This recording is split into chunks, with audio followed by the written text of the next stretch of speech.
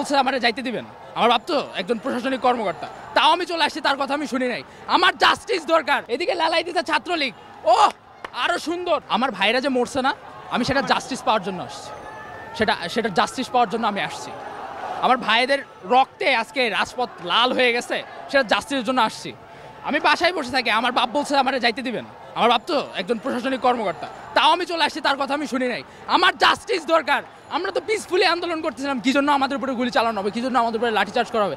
এদিকে লালাই দিতে ছাত্রলীগ, ও আরো সুন্দর। এখন ওই যে যাবো, মাইর খাবো।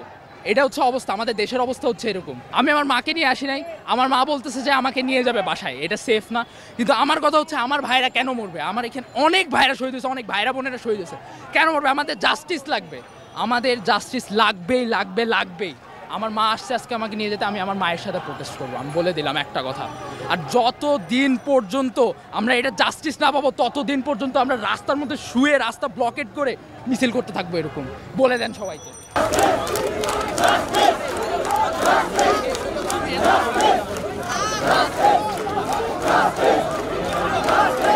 এরা সবাই আমার সন্তান, এদের মঙ্গল কামনায়, এদের নিরাপত্তার জন্য আমরা এখানে